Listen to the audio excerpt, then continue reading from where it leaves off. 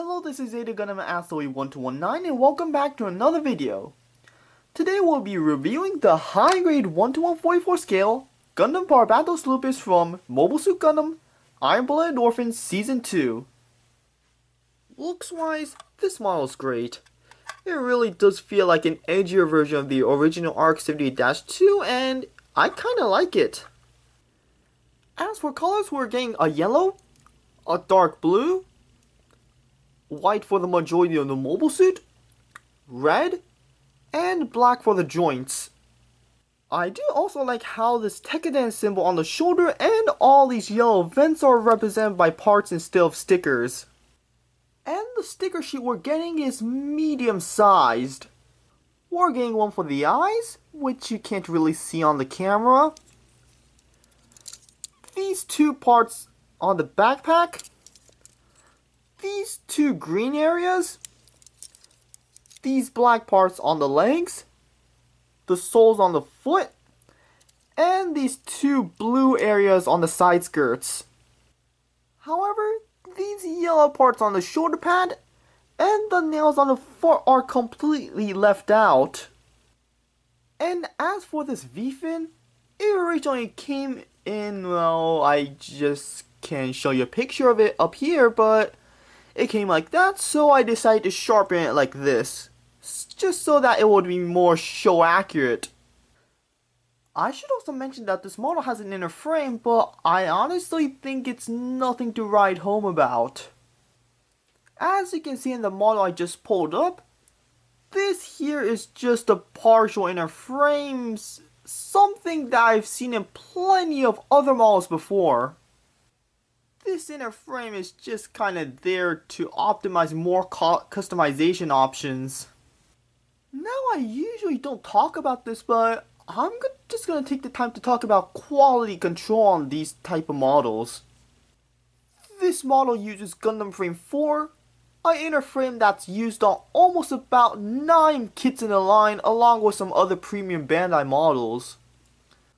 Loose parts are a staple on later releases of Iron-Blooded Orphans models, but mine doesn't have any loose parts for the most part. My specific kit is rock solid, it won't fall apart if I shake it or look at it wrong. Well, there are some loose parts from...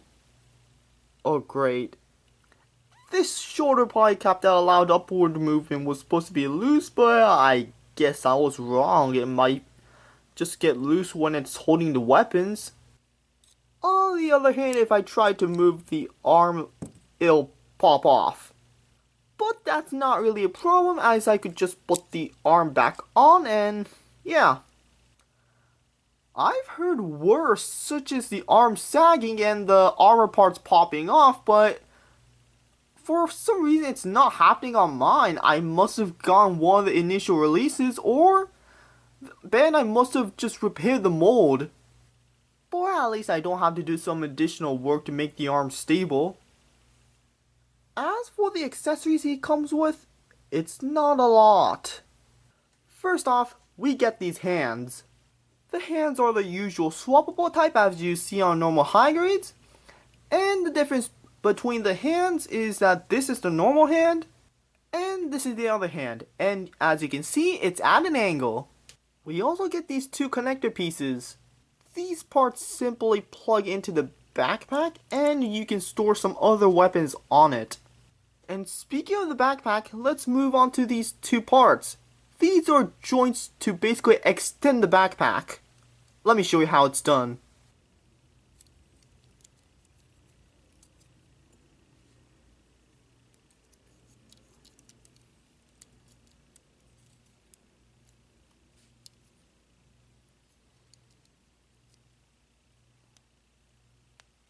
And using the backpack joint parts, you can play around with them to see what you can do.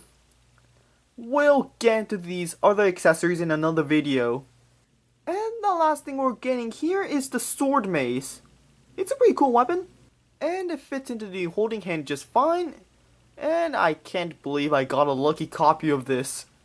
And if you want to store in the backpack, there's always the connector I showed you in the last part. Now you may have already noticed that This model doesn't really come with a lot of accessories, even though it was showing off a lot more in the show.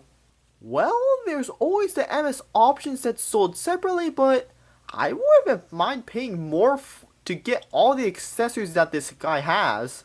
But hey, what do you expect? This is actually 1,000 yen, which is actually pretty cheap for what you're getting. Well then, let's just not scream about the lack of accessories and go into the articulation. Double ball joint at the head, which allows it to look up this far and down this far. Ball joint at the shoulder, which allows it to rotate. Some upwards movement. The shoulder pad can move up, and if you extend this red part, it can also move up and down. And with that, the arm can move out this far. Bicep swivel. Single jointed elbow, which bends over 90 degrees. And of course, the ball joint is on the wrist. There's some up and down movement on the chest, and there's a ball joint at the waist. The front skirts are on a ball joint and can move up this far. The side skirts are on that usual high-grade side skirt mechanism, where it can swivel, move up and down.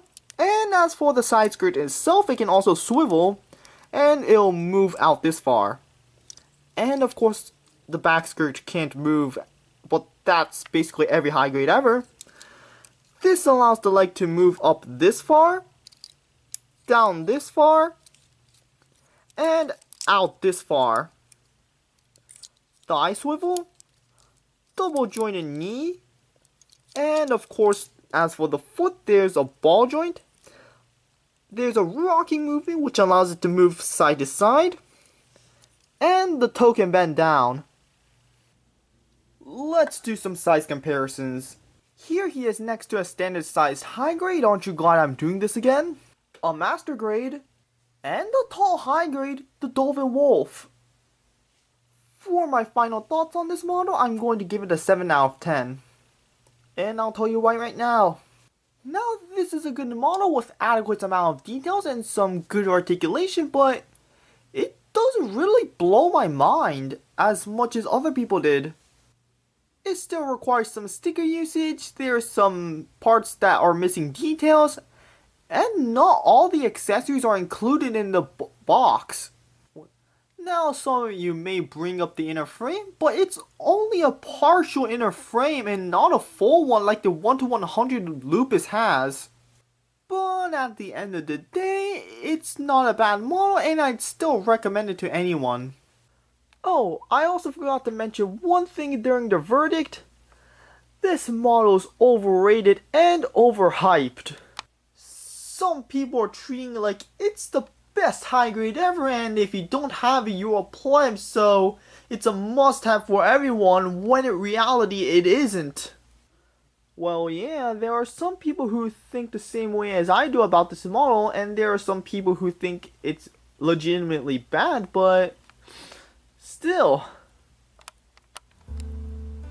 As always, be sure to like, comment, and subscribe, and I'll see you next time.